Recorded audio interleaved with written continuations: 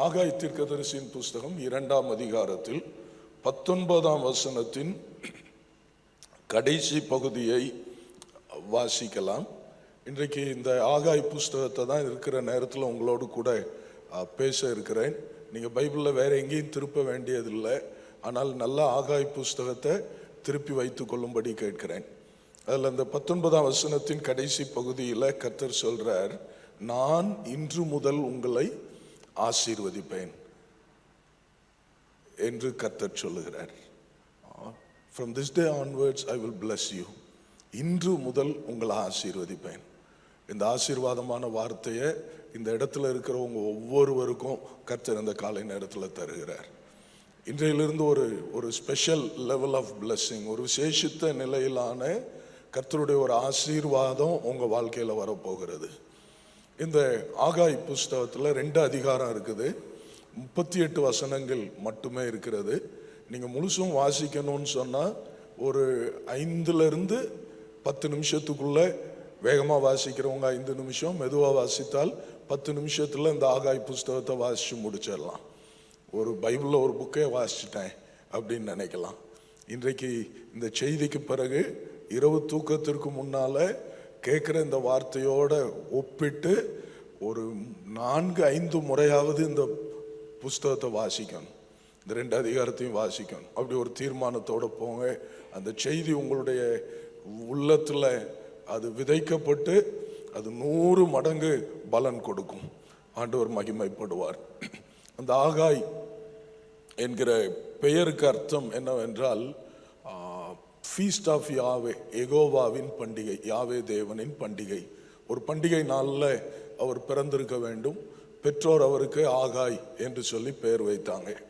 இந்த புஸ்தகத்தினுடைய சுருக்கமான ஒரு பின்னணியை உங்களுக்கு சொல்லுகிறேன். ஆகாயத்திற்கு முதலாவது இஸ்ரவேலின் ராஜா சவுல், அதற்கு பிறகு தாவீது. என்ன ஃபாலோ பண்ணுறீங்கன்னு நினைக்கிறேன் இல்லை? 3வது சாலமோன். சாலமோனுக்கு பிறகு அவனுடைய மகன் ரெகோபயாம். இந்த ரெகோபயாமின் நாட்களில் இஸ்ரவேல் தேசம் 2ஆக வடக்கு ராஜ்யம், தெற்கு ராஜ்யம் என்று பிரிக்கப்பட்டது. வடக்கு ராஜ்யத்தில் 10 கோத்திரம், தெற்கு ராஜ்யத்தில் யூதா பென்யமீன் ஆகிய 2 கோத்திரம். வடக்கு ராஜ்யத்தில் பல வம்ச ராஜாக்கள் ஆளுகை செய்தார்கள். தெற்கு ராஜ்யத்தையோ தாவீதின் வழியில் வந்தவர்கள் ஆளுகை செய்தார்கள். அந்த வடக்கு ராஜ்யத்திற்கு பின்னாட்களில் சமாரியா தலைநகரமாக மாறியது. தெற்கு ராஜ்யத்துக்கு என்றைக்கும் எருசலேம் தலைநகராய் காணப்பட்டது. இப்படிப்பட்ட சூழ்நிலையில் வடக்கு ராஜ்யத்தை சேர்ந்த ஜனங்கள் ரொம்ப கர்த்தருக்கு கீழ்ப்படியாமல் அந்த ராஜாக்களும் அந்த ஜனங்களும் ஆண்டவரை விட்டு வழி விலகி போனாங்க. அப்படி வழி விலகி போன போது தீர்க்கதரிசிகள் எலியா, எலிசா போன்ற வல்லமையான தீர்க்கதரிசிகளை கர்த்தர் அனுப்பியும் அவர்கள் கொஞ்ச காலம் நல்லா இருப்பாங்க, திரும்ப விழுந்து போவாங்க. ஆண்டவர் அவர்களை கிமு 722 அசீரிய ராஜாவின் கையில் ஆண்டவர் ஒப்பு கொடுத்துட்டார். இவர்கள் அசீரிய சாம்ராஜ்யம் எல்லாம் சிதறடிக்கப்பட்டாங்க.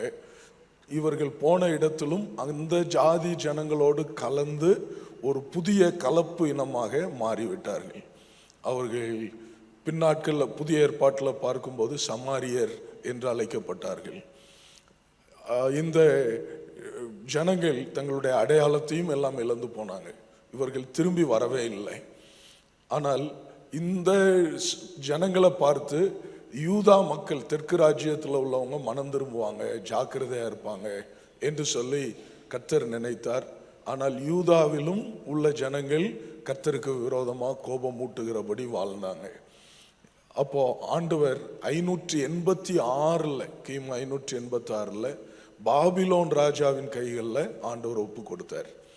பாபிலோன் ராஜா நேபுகாத்நேச்சார் எருசலேமில் இருந்த தேவாலயத்தை ஒரு கல் மேலே ஒரு கல் இல்லாமல் முழுசும் இடிச்சு போட்டு எல்லாத்தையும், செல்வத்தை எல்லாம் பாபிலோனுக்கு கொண்டு போய் விட்டான். நல்ல வாலிபர்கள், அறிவாளிகள், நல்ல உழைக்கக்கூடியவர்கள் எல்லாத்தையும் பாபிலோனுக்கு கொண்டு போய் விட்டான். வெறும் வயதானவர்கள், ஊனமுற்றவர்கள், இவங்களை இந்த எருசலேமில் விட்டுட்டு போய்விட்டான். பிற ஜாதி மக்களை கொண்டு வந்து இந்த எருசலேமிலும் எல்லாம் குடியேற்றவும் செய்து விட்டான். ஆண்டவர் எரேமியா தீர்க்கதரிசியின் மூலமாக சொல்லி இருந்தார், நீங்க 70 வருஷம் சிறையிருப்புல இருப்பீங்க, திரும்ப உங்களை கொண்டு வருவேன்னு ஆண்டவர் சொல்லியிருந்தார். ஆண்டவர் சிறையிருப்பை திருப்புகிற தேவன். ஆமென் சொல்லலாமா? ஹல்லேலூயா. அப்படி ஆண்டவர் சொல்லி இருந்தார். அப்போ 586 போனாங்க.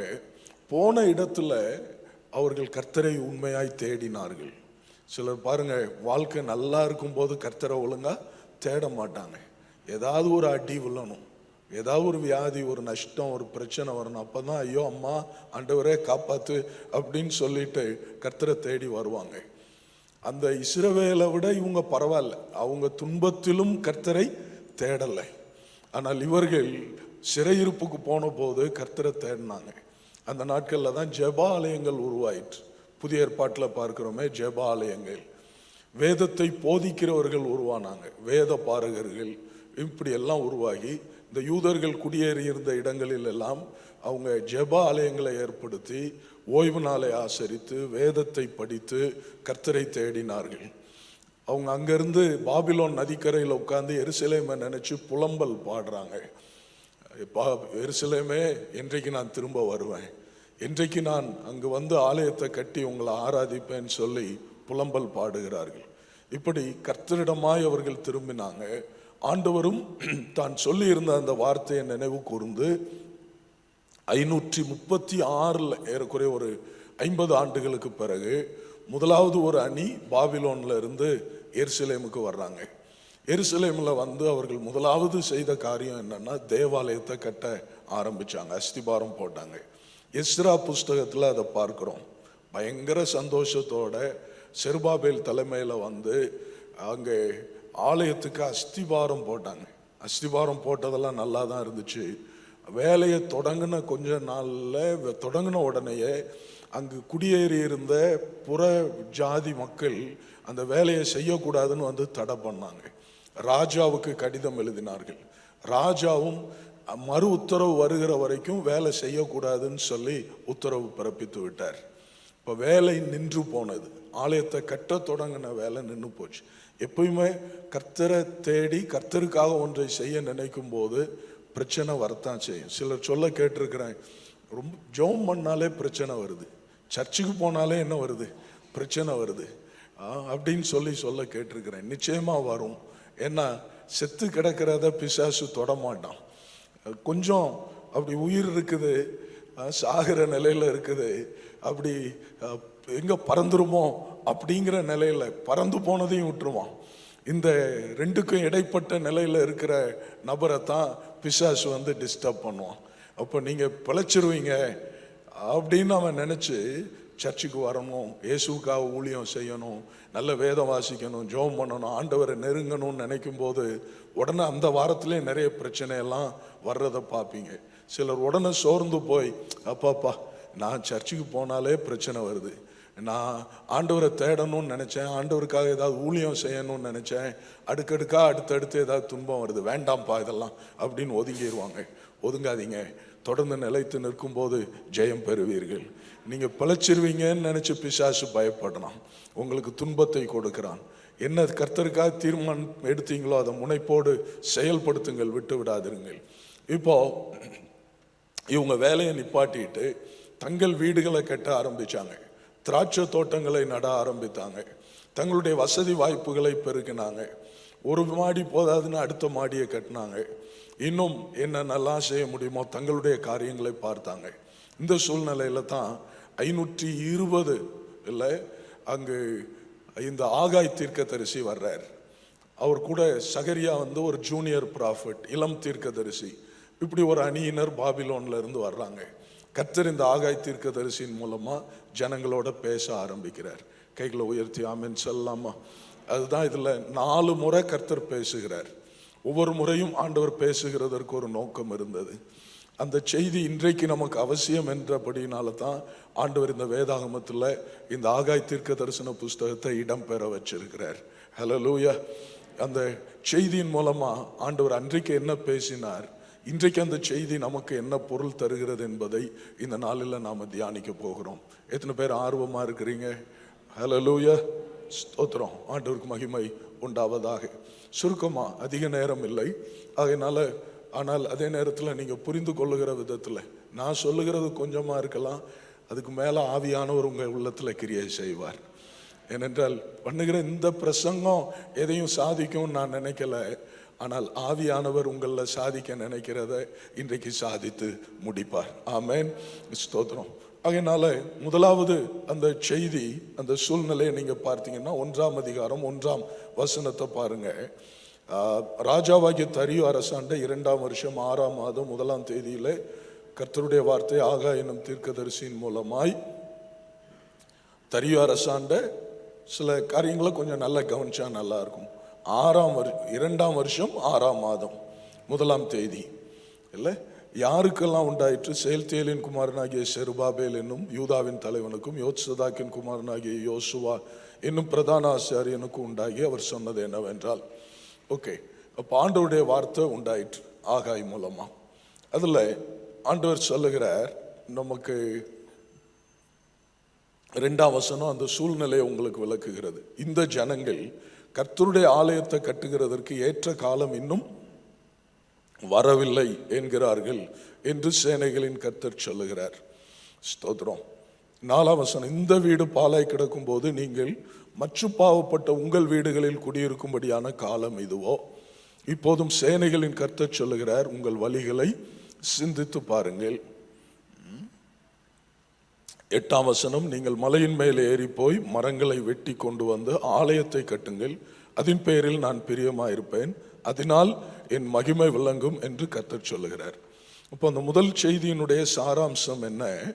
இன்னும் ஆலயத்தை கட்டுறதுக்கு தடை நீங்கலை, அதனால நம்ம ஆலயத்தை கட்ட முடியாது, அதுக்கு ஏற்ற வேலை இன்னும் வரவில்லை, ஆகையினால நீங்க உங்கள் வீடுகளை கட்டி கொண்டிருக்கிறீங்க. இது நியாயமா? என் ஆலயத்தை கட்டுங்கள், அதில் நான் பிரியமா இருப்பேன். என் ஆலயத்தை கட்டுங்க, அந்த உங்களுடைய செயல்ல நான் பிரியமா இருப்பேன்னு ஆண்டவர் சொல்றார். அன்றைக்கு ஆலயம் என்பது கட்டிடம், ஆனால் இன்றைக்கு புதிய ஏற்பாட்டு விசுவாசிகளாகிய நமக்கு தெரியும், ஆலயங்கிறது கட்டிடம் இல்லை, நீங்களும் நானும் தான் தேவனுடைய ஆலயமா இருக்கிறோம். 1 கொரிந்தியர் 3:16 நீங்களே தேவனுடைய ஆலயமா இருக்கிறீர்கள் என்றும் தேவனுடைய ஆவி உங்களுக்குள்ள வாசமா இருக்கிறார் என்றும் அறியீர்களா? நீங்களே தேவனுடைய ஆலயம். ஒருவன் தேவனுடைய ஆலயத்தை கெடுத்தால் அவனை தேவன் கெடுப்பார் என்றெல்லாம் வாசிக்கிறோம். நீங்கள் தான் தேவனுடைய ஆலயம், நான் தான் தேவனுடைய ஆலயம். கை உயர்த்தி ஆமென் சொல்லலாமா? ஆண்டவர் இன்றைக்கு உங்களுக்கும் எனக்கும் தருகிற செய்தி என்ன? உலக பிரகாரமான காரியங்கள்லயே கவனம் செலுத்தி அதுதான் வாழ்க்கை, அதுதான் கதின்னு நினைச்சு ஓடிட்டே இருக்காதீங்க. இந்த ஆலயத்தை கட்டுங்கள். எனக்கு இன்னும் சொத்து சேர்க்கணும், பிள்ளை படிக்கணும், வெளிநாட்டுக்கு போகணும், எனக்கு கார் வாங்கணும், பங்களா வாங்கணும், இன்னும் கூட கொஞ்சம் நிலம் வாங்கணும், என் தொழிலை எப்படி பெருக்கணும். தப்பு இல்லைங்க, அதெல்லாம் செய்ய வேண்டியது தான். ஆனால் அதை விட முக்கியமாக ஆண்டவர் பிரியப்படுகிறது என்னவென்றால், இந்த உள்ளான மனுஷன், உங்களுடைய ஆவிக்குரிய வாழ்க்கையை நீங்க கட்டி எழுப்பணும். உங்களுடைய அந்த ஸ்பிரிச்சுவல் லைஃபை நீங்க பில்ட் பண்ணணும் அப்படின்னு ஆண்டவர் விரும்புகிறார். ஆமென் சொல்லலாமா? இன்னைக்கு நிறைய பேர் சொல்ற வார்த்தை, ஜெபிக்க நேரம் இல்லை, பைபிள் படிக்க நேரம் இல்லை. ஏன் நேரம் இல்லை? சாப்பிட்றதுக்கு நேரம் இருக்குது, தூங்குறதுக்கு நேரம் இருக்குது, ஊரை சுற்றி வர்றதுக்கு நேரம் இருக்குது, எல்லாத்துக்கும் நேரம் இருக்குதுங்க. ஏன்னா உங்களுடைய ஃபோக்கஸ், உங்களுடைய ப்ரையாரிட்டி உலகமா இருக்குது. உங்களுடைய ப்ரையாரிட்டி எப்படி நான் நல்ல பெயர் எடுக்கிறது, நல்ல வாழ்க்கையில உயர்றது, எவ்வளவு எப்படி பணம் சம்பாதிக்கிறது, இப்படித்தான் உங்களுடைய கவனம் இருக்குதே தவிர ஆண்டவரோடு உள்ள அந்த உறவை பலப்படுத்தணுங்கிற அந்த ஃபோக்கஸ், ப்ரையாரிட்டி உங்களுக்கு இல்லாமல் இருக்கிறது. ஒரு காலத்தில் நல்லா ஜெபித்தவங்க, 2 மணி நேரம் ஜெபித்தவங்க இன்னைக்கு 2 நிமிஷம் ஜெபிக்கிறது பெருசா இருக்குது. ஒரு நாள் என்ன வருஷத்துக்கு ஒரு முறையாவது பைபிளை வாசிச்சவங்க இன்னைக்கு 10 வருஷத்துல ஒரு தடவை கூட முழு பைபிளையும் வாசிக்காத நிலை காணப்படுகிறது. இன்னைக்கு வாலிபர்களுடைய நிலையெல்லாம் இன்னும் மோசம். சராசரியா உலகத்துல உள்ள கிறிஸ்தவர்கள் ஒரு நாளைக்கு எவ்வளவு நேரம் ஜெபம் பண்றாங்கன்னா 2 நிமிஷம் ஜெபம் பண்றாங்களாம். 95 பேர் 100 பேர்ல வெறும் ஒரு 5 பேர் தான் டெய்லி பைபிள் வாசிக்கிற பழக்கமுடையவர்களா இருக்கிறாங்களாம். எனக்கு அன்பான தேவனுடைய பிள்ளைகள், இந்த நாள்ல ஆண்டவர் உங்களோட பேசுகிறார். என் ஆலயத்தை கட்டு, என் ஆலயத்தை கட்டு. இந்த நாள்ல நிறைய ஜெபம் பண்றதுக்கும் ஆண்டவருடைய வார்த்தையை வாசிக்கவும் தியானிக்கவும் உங்களை அர்ப்பணிங்க. இந்த இடத்துல சில வாலிப பிள்ளைகள் வாலிப பையங்கள் எல்லாம் பார்க்கிறேன். உங்களை அர்ப்பணிங்க. கர்த்தர் உங்களை உயர்த்துவார். ஆண்டவர் உங்கள் மூலம் மகிமைப்படுவார். இந்த ஆலயத்தை கட்டுங்க. இதை செய்யாம இந்த உலகத்தில் உள்ள காரியங்களையே நீங்க கவனிக்கிறதுனால உங்களுக்கு ஒரு நாளும் என்ன வராது, திருப்தி வராது. ஃபாதர் பெர்க்மான்ஸ் பாடி இருக்கிறார், வசதியை தேடி ஓடாதே, அது தொடு வானம். யாராவது வானத்தை தொட முடியுமா? இந்தா தெரியுது, போயிடுறேன், தொட்டுறேன், அடைஞ்சிடுறேன்னு சொன்னா you will never reach, you will never touch the sky. அது போயிட்டே தான் இருக்கும். அப்படித்தான் இந்த உலகத்தில் செல்வத்தை, சொத்து சுகத்தை, பேர் புகழை சேர்க்கிறதும் அப்படித்தான். ஒரு நாளும் உங்களுக்கு நிறைவு வராது. அதான் இங்க சொல்றாரு, அதிகமாய் விதைத்தும் கொஞ்சமாய் அறுத்து கொண்டு வருகிறீங்க. பொத்தலான பையில போடுகிறது போல நீங்க செஞ்சுட்டு இருக்கிறீங்க. என் ஆலயத்தை கட்டுங்க, அதுல நான் எப்படி இருப்பேன், பிரியமா இருப்பேன். இந்த வேளையில இருக்கிற எல்லாரும் கைகளை உயர்த்தி, ஆண்டவரே, நான் என்னுடைய ஆவிக்குரிய மனுஷனை, ஆவிக்குரிய வாழ்க்கையை நான் பலப்படுத்துறதுக்கு நான் அர்ப்பணிக்கிறேன் ஆண்டவரேன்னு சொல்லுங்க. ஒரு நிமிஷம் சொல்லுங்க, ஆண்டவரே, நான் என் ஆவிக்குரிய வாழ்க்கையை பலப்படுத்துறதுக்கு, உள்ளான அந்த ஆவிக்குரிய மனுஷன்ல நான் வளர்றதுக்கு நான் என்ன அர்ப்பணிக்கிறேன் ஆண்டவரே. என் ஜெப நேரத்தை அதிகரிப்பேன், என் வேத வாசிப்பு தியானத்தை அதிகரிப்பேன். உலகமே கதி என்று ஓடாமல் ஆண்டவரே உமக்கென்று நேரம் கொடுப்பேன்ப்பா. ஸ்தோத்திரம், ஆண்டவருக்கு மகிமை உண்டாவதாக. இரண்டாவது, இப்போ இந்த செய்தி வந்த உடனே அந்த ஜனங்கள் கீழ்ப்படிந்தாங்க. they obeyed. பின்னால நீங்க அதை வாசிப்பீங்க. எல்லாருமா சேர்ந்து ஆலயத்தை கட்ட தொடங்கினார்கள். ஆண்டவருக்கு பிரியமானது என்னவென்றால், நீங்க படைக்கிற காணிக்கைகளை விட வேற எதையும் விட கீழ்ப்படிதல். எல்லாம் சொல்லுங்க, எது ஆண்டவருக்கு ரொம்ப பிடிக்கும்? கீழ்ப்படிதல். இப்படி சொல்லுவாங்க, டிலேட் ஒபீடியன்ஸ் இஸ் டிஸ்ஒபீடியன்ஸ். காலம் தாழ்த்தி கீழ்ப்படிதல் கீழ்ப்படியாமை. Divided obedience is also disobedience. பகுதி கீழ்ப்படுகிறது, முழுசா கீழ்ப்படியாம, ஆண்டவரே அந்த மலை வரைக்கும் வேண்டாம், இந்த கிட்டத்துல தெரிகிற இந்த மலைக்கு போறேன். லோத்து சொன்னான் அல்லவா, பகுதி கீழ்ப்படுகிறது, அதுவும் கீழ்ப்படியாமையே. டிஸ்கம்ஃபர்டட் ஒபீடியன்ஸ் இஸ் ஆல்சோ டிஸ்ஒபீடியன்ஸ். மன விருப்பம் இல்லாம கட்டாயத்துக்காக கீழ்ப்படுகிறது, அதுவும் கீழ்ப்படியாமையே. ஆண்டவர் விரும்புறது மனப்பூர்வமா, கர்த்தர் சொன்ன உடனே ஆகட்டும் ஆண்டவரே, நான் அப்படியே செய்யறேன். ஞானஸ்நானம் எடுக்கணுமா? சரி ஆண்டவரே. உமக்கென்று தசமபா காணிக்கையை கொடுக்க பேசுறீரா? சரி ஆண்டவரே. இன்னாருக்கு சுவிசேஷத்தை சொல்லணும்னு உள்ளத்துல ஏவுறீரா?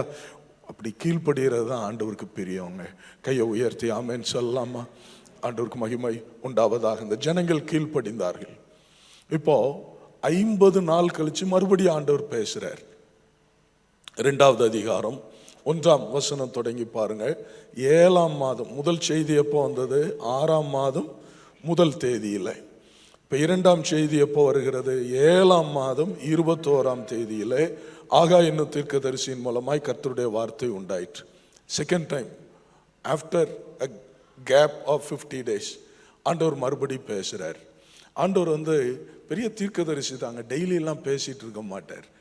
சில நேரம் நம்ம நினைக்கிறோம், நம்முடைய இந்த பர்சனல் டிவோஷன் லைஃப் ரொம்ப எக்ஸைட்டடா இருக்கும்னு நினைக்கிறோம்.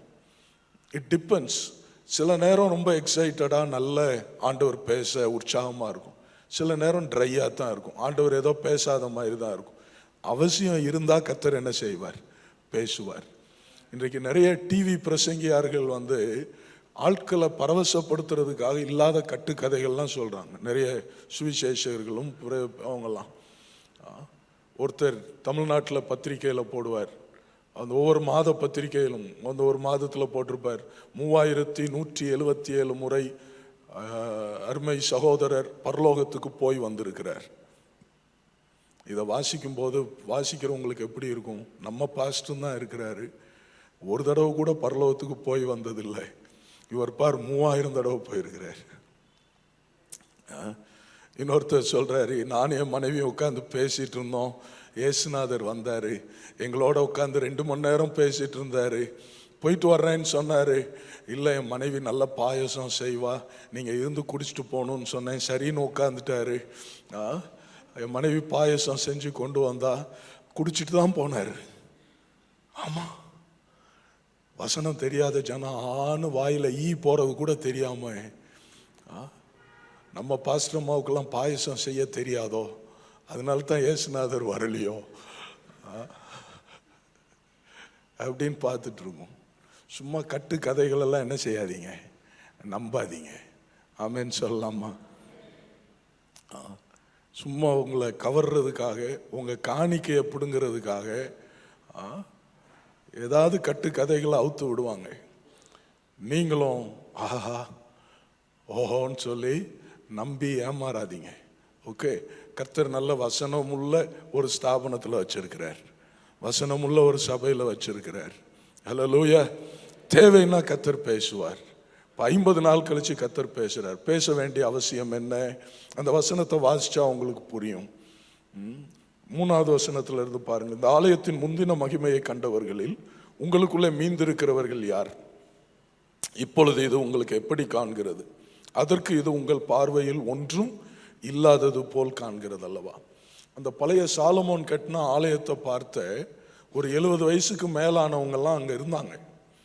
இவங்க இன்றைக்கு வேலை செய்ய முடியாது, ஆனால் இவங்க வேலை செய்கிறத வந்து பார்க்குறாங்க, சூப்பர்வைஸ் பண்ணுறாங்க. எப்படி வேலை நடக்குது, என்ன செய்கிறாங்க அப்படின்னு சொல்லிட்டு வந்து பார்க்குறாங்க. அவங்க எல்லாம் அவங்களுடைய பார்வையில் இப்போ கட்டப்படுகிற இந்த ஆலயம் ஒன்றும் இல்லாதது போல, இட் சீம்ஸ் லைக் நத்திங், ஒன்றும் இல்லாதது போல இருக்குது. வந்துட்டு வேலை செய்கிறவங்கள பார்த்து சொல்கிறாங்க, என்னப்பா கட்டுறீங்க, ஒரு நாய் ஏறி ஓடினா விழுந்துரும். நாங்கள் பார்த்துருக்குறோம் சாலமோன் ஆலயம், என்ன அருமை, என்ன அழகு, என்ன பிரமாண்டம், எவ்வளவு பலம். அதோடு ஒப்பிடும்போது நீங்கள் செய்கிறது ஒன்றும் இல்லை, இதுக்கு செய்யாமலே இருக்கலாம் அப்படின்னு சொல்லி அவங்கள டிஸ்கரேஜ் பண்ணுறாங்க. அவங்க இருதயத்தை சோர்வடைய பண்ணுறாங்க. காலையில் 6 மணிக்கு எழும்பி வேலைக்கு வந்தவன் இப்போ 10 மணிக்கும் வரமாட்டேங்கிறான், வீட்டில் படுத்துங்கிறான். என்னன்னு கேட்டால், ஆமாம் வேலை செஞ்சு என்னத்தை கண்டோம், இந்த கொஞ்சம் வயசாளிகள் வந்து எங்களை இருதயத்தை சோர்ந்து போக பண்ணுறாங்க. ஆள் வேலைக்கு வந்தவங்கலாம் இப்போ வராமல் லீவ் எடுக்க ஆரம்பிச்சிட்டாங்க. வேலை சுணங்குகிறது, வேலை தடைப்படுகிறது. இப்போ ஆண்டவர் தீர்க்கதரிசியின் மூலமாய் பேசுகிறார். முதல்ல அவங்கள பார்த்து தீர்க்கதரிசி சொல்லுகிறான், அதற்கு இது உங்கள் பார்வையில் ஒன்றும் இல்லாதது போல் தெரிகிறது அல்லவா அப்படின்னு சொல்லிட்டு செருபாபேல் பக்கமும் வேலை செய்கிறவர்கள் பக்கமும் திரும்பி சொல்றாரு. ஆனாலும் செருபாபேலே நீ திடன்கொள் என்று கர்த்தர் சொல்லுகிறார். யோசதாக்கின் குமாரனாகிய யோசுவா என்னும் பிரதான ஆசாரியனை நீ திடன்கொள், தேசத்தின் எல்லா ஜனங்களை நீங்கள் திடன்கொள்ளுங்கள், வேலையை நடத்துங்கள், கர்த்தர் உங்களுடனே நான் உங்களுடனே இருக்கிறேன் என்று சேனைகளின் கர்த்தர் சொல்லுகிறார். 9ஆம் வசனம், முந்தின ஆலயத்தின் மகிமையை பார்க்கல இந்த பிந்தின ஆலயத்தின் மகிமை பெரிதா இருக்கும் என்று சேனைகளின் கர்த்தர் சொல்லுகிறார். இவ்விடத்தில் சமாதானத்தை கட்டளையிடுவேன் என்று சேனைகளின் கர்த்தர் உரைக்கிறார். இப்போ வேலை செய்கிறவங்கள ஆண்டவர் என்ன செய்கிறாருங்க, உற்சாகப்படுத்துகிறார். திடன் கொள்ளுங்கள், வேலையை நடத்துங்க, நான் உங்க கூட இருக்கிறேன், கர்த்தருடைய ஆவியானவர் உங்கள் நடுவில் நிலை கொண்டிருப்பார். அந்த சாலமோன் கட்டியிருந்த ஆமாமா அந்த ஆலயத்தின் மகிமை பார்க்கல இந்த ஆலயத்தினுடைய மகிமை எப்படி இருக்க போகிறது, பெரிதா இருக்க போகிறது. That was the spirit of God. இதுதான் தேவனுடைய ஆவி. ஆமென் சொல்லலாமா? உற்சாகப்படுத்துதல், என்கரேஜ் பண்றது. ஆண்டவர் உங்கள்கிட்ட பெர்ஃபெக்ஷனை எதிர்பார்க்கலங்க. ஆண்டவர் நம்மிடத்துல முழு மனசோட ஒன்று செய்கிறோமாங்கிறத கர்த்தர் பார்க்கிறார். ஆமென் சொல்லலாமா? என்னாலெல்லாம் பெர்ஃபெக்டாக எதையும் செய்ய முடியாது, நான் செஞ்சால் ஏதாவது குறை இருக்கும், ஒன்றும் பிரச்சனை இல்லை, செய்யுங்க. கர்த்தர் சொல்றார், நான் உங்களோட இருக்கிறேன். உற்சாகப்படுத்துதல் இருக்க வேண்டும். குறை சொல்கிறேன் இந்த நாளில் ஆண்டவர் சொல்லுகிறது என்ன, குறை சொல்கிற குற்றம் கண்டுபிடிக்கிற ஆவியை உங்களை விட்டு துரத்தணும். அது பிசாசின் ஆவி. ஆண்டவர் பரிசுத்த ஆவியானவர் எப்படிப்பட்டவர் என்றால் நிறையை பார்க்கிறவர், செய்கிறத சந்தோஷமா ஏற்றுக்கொண்டு இன்னும் நல்லா செய்யறதுக்கு உற்சாகப்படுத்துகிறவர். அவர் தான் பரிசுத்த ஆவியானவர். உங்களுக்குள்ள பிசாசின் ஆவி வேணுமா, பரிசுத்த ஆவி வேணுமா? பரிசுத்த ஆவி உங்களுக்குள்ள இருந்தா நீங்க குறை சொல்ல மாட்டீங்க, குற்றம் கண்டுபிடிக்க மாட்டீங்க. உங்க பிள்ளைகள் தான் வர்றாங்க, ப்ராக்ரஸ் ரிப்போர்ட் கொண்டு வர்றாங்க. கொண்டு வரும்போது என்ன, அந்த பார்டர்ல பாஸ் பண்ணி இருக்கிறாங்க. அப்போ கையெழுத்து போட மாட்டேன், போடா, உன்னை பெற்றதுக்கு 4 எரும மாடை வாங்கி போய் விட்டுருக்கலாம் அப்படிலாம் சொல்லாதீங்க. மாறாக கூப்பிட்டு அவன் என்ன செய்வான், போய் தானே கள்ள கையெழுத்து போட்டு கொடுத்துட்டு போயிடுவான். கெட்டவனா இருக்கிறவன் இன்னும் கெட்டவனா மாறுவான், படிக்காதவன் இன்னும் படிக்காதவனா மாறிடுவான். ஆனால் அவனை கூப்பிட்டு சொல்லலாம், என்ன பொய் சொல்றது இல்லை, என்கரேஜ் பண்றதுங்கிறது பொய் சொல்லி ஒருத்தரை பாராட்டணுங்கிற அவசியம் இல்லை, உள்ளதை பாராட்ட கற்றுக்கொள்ள வேண்டும். என்ன கூப்பிட்டு, டேய் மகனே, உன்னை போல அறிவாளி எவருமே இல்லை, நீ பாரு, அன்னைக்கு பரீட்சைக்கு முந்தின நாள் தான், அதுவும் 1 மணி நேரம் 2 மணி நேரம் தான் பாட புத்தகத்தை எடுத்த, என்ன செஞ்சேன், படித்தேன், அதுக்கே இவ்வளவு மார்க் வாங்கிட்டேன், நீ மட்டும் ஒழுங்கா படிச்சேன்னு சொன்னா எவ்வளவு மார்க் வாங்குவ தெரியுமா, உனக்கு அவ்வளவு அறிவு புத்தியை கடவுள் கொடுத்துருக்கிறாருடா அப்படின்னு சொல்லி அவனுக்கு கையெழுத்து போட்டு சந்தோஷமா முதுகில் தட்டி கொடுத்து அனுப்புங்க. அடுத்த முறை 35 மார்க் 50 மார்க்கா மாறிடும், 60 மாறும், 70 மாறும். கை உயர்த்தி எத்தனை பேர் புரிந்து கொண்டவங்க ஆமேன்னு சொல்லலாமா? குறை சொல்றதுனால ஒன்றும் நடக்காதுங்க, இருக்கிறது இன்னும் மோசமாக தான் போகும். ஆனால் பாராட்ட பழகுவீங்கன்னு சொன்னால், அப்ரிஷியேட் பண்ணுவீங்கன்னா இன்னும் சிறப்பாக மாறும். ஆமேன், ஸ்தோத்திரம். சகோதரிமார், உங்கள் கணவர் எங்கேயோ வெளியூருக்கு போன இடத்துல ஒரு சேலை வாங்கிட்டு வர்றார். மனுஷனுக்கு இத்தனை வருஷம் குடும்பம் நடத்தி எனக்கு பிடிச்சமான ட்ரெஸ்ஸு கலர் தெரியலையே அப்படின்னு சொல்லி திட்டாதீங்க. போன இடத்துல என்ன நினச்சி வாங்கிட்டு வந்தியே, நன்றி. உங்களுக்கு மனசுக்குள்ள அது கலர் பிடிக்கலை, டிசைன் நல்லா இல்லை, ஆனாலும் ஒரு நாளாவது கட்டி முன்னால் கொண்டு வந்து நீங்கள் வாங்கி கொடுத்ததுங்க அப்படின்னு சொன்னீங்கன்னா அவர் நினைப்பார், 1000 ரூபா சேலைக்கே இவ்வளவு மதிப்புன்னா அடுத்த முறை வரும்போது நான் 10,000 ரூபாய்க்கு இவளுக்கு சேலை வாங்கிட்டு வரணும்னு வாங்கிட்டு வருவார். என்ன மாறாக நீங்கள் கரிச்சு கொட்டுவீங்கன்னா அவர் நினைப்பார், இனி ஜென்மத்துக்கு சாகிற வரைக்கும் ஒன்றுமே கிடையாதுடி அப்படின்னு போயிடுவார். பாராட்டுறதுக்கு கற்றுக்கொள்ளுங்கள். ஒரு மனைவி தோசை ஊற்றி கொண்டு வந்தாலாம், கணவன் பார்த்துட்டு சொன்னாராம், உன் தோசையை பார்க்கும் போதெல்லாம் எனக்கு ஜெப பாரம் உண்டாகுது அப்படின்னாராம். என்னங்க இப்படி சொல்றீங்க? ஆமா, நேற்றைக்கு ஊற்றிட்டு வந்த தோசை இந்தியா மாதிரி இருந்துச்சு, இந்தியாவுக்காக ஜெபம் பண்ணேன். இன்னைக்கு நீ ஊற்றி வச்சிருக்கிற தோசை ஆஸ்திரேலியா மாதிரி இருக்குது, ஆஸ்திரேலியாவுக்காக ஜெபிக்கணுங்கிற பாரம் உண்டாகுது. நீ தான் இருக்கிய இத்தனை வருஷமா தோசை சுடுற, வட்டமா ஊத்த தெரியலையேன்னு தட்டை தள்ளி வீசுனீங்கன்னு வைங்க, அடுத்த முறை விஷத்தை கலந்து வச்சிருவா. இப்போ பாராட்டுகிறதற்கு ஆண்டவர்கிட்ட கேளுங்க, ஆண்டவரே, குறை சொல்ற குற்றம் கண்டுபிடிக்கிற ஆவியை என்னை விட்டு நீக்கிட்டு பிறரை பாராட்டுறதுக்கு உதவி செய்யுங்க, அவங்கள அப்ரிஷியேட் பண்ணுறதுக்கு உதவி செய்யுங்க.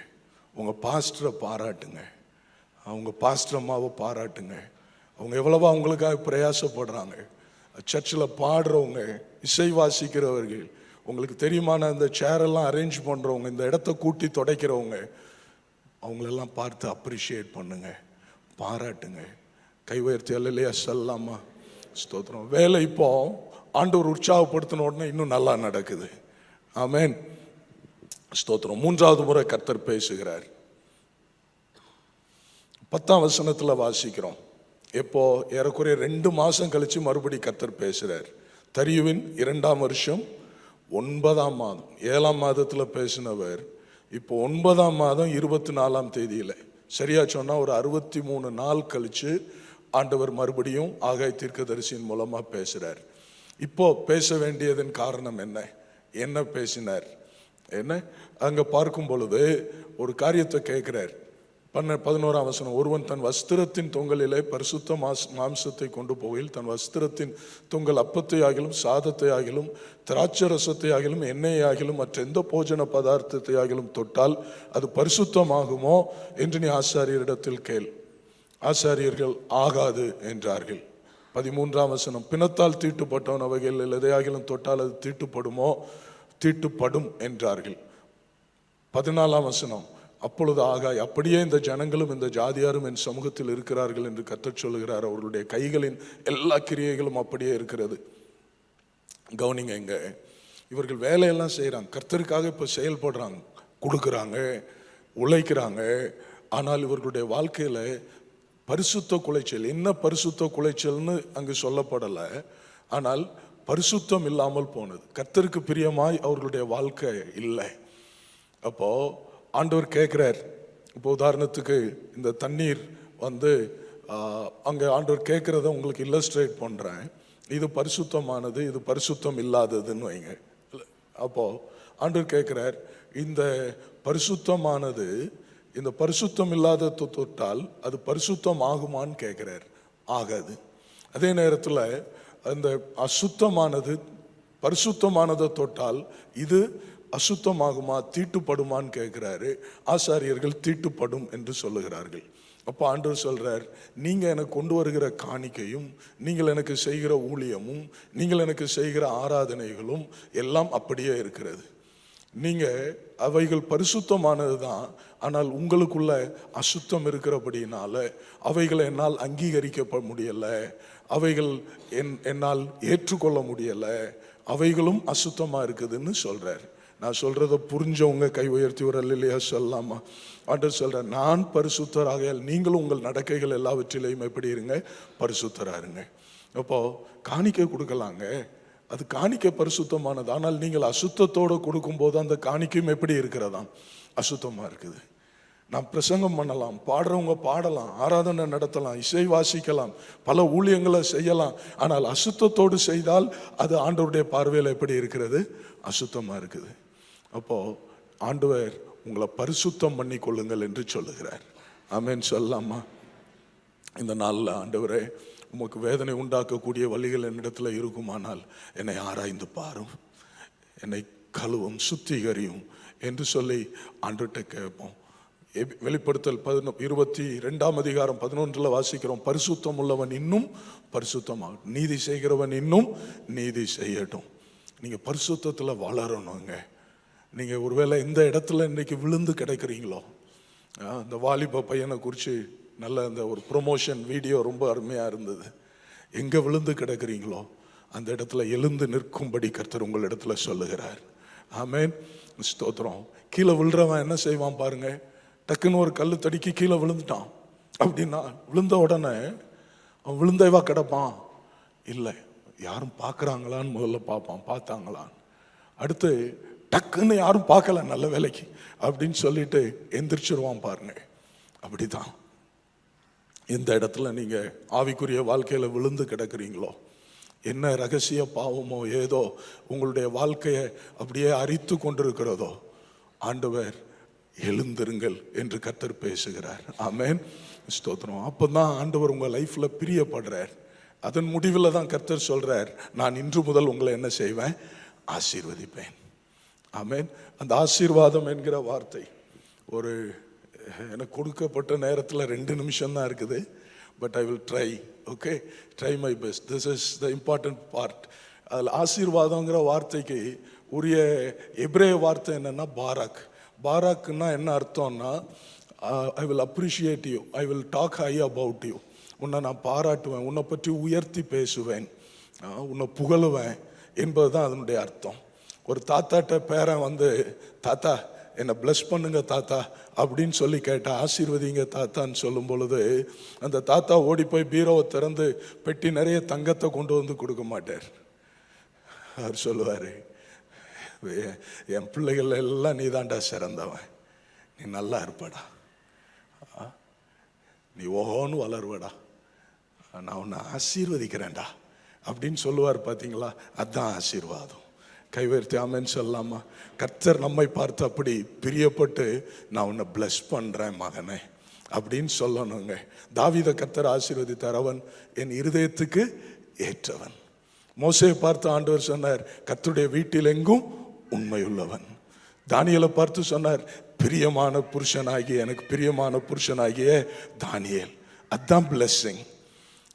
நீதிமொழிகளில் சொல்லி இருக்கிறது, கர்த்தருடைய ஆசீர்வாதம் ஐஸ்வர்யத்தை தரும். அதனோட அவர் வேதனையை கூட்டார். இந்த ஆசீர்வாதத்தினால வருகிற ஆசீர்வாதங்கள் நம்ம நினைக்கிறோம் இல்லையா, வீடு வாசல் சொத்து சுகம் நிலம் புலம் தங்கம் வெள்ளி வேலை வாய்ப்பு குடும்பம், இதெல்லாம் ஆசீர்வாதங்கள். These are blessings and not the blessing. Okay, blessing ஆசீர்வாதம் என்பது கர்த்தர் நம்மளை மனசார சொல்லணும், நீ நல்லா இருப்ப, நீ எனக்கு ரொம்ப பிடிச்சவன், நீ எனக்கு இஷ்டமானதெல்லாம் செய்கிறவன், நீ கீழ்ப்படுகிறவன், பொறுமையுள்ளவன், அப்படி நீ பாக்கியசாலி இப்படின்னு சொல்லி ஆண்டவர் நம்மளை புகழ்ற அந்த இடத்துல வரும் பொழுது ஆசீர்வாதங்கள் will follow. ஆசீர்வாதங்கள் உங்களை பின்தொடர்ந்து என்ன செய்யுங்க, வரும்.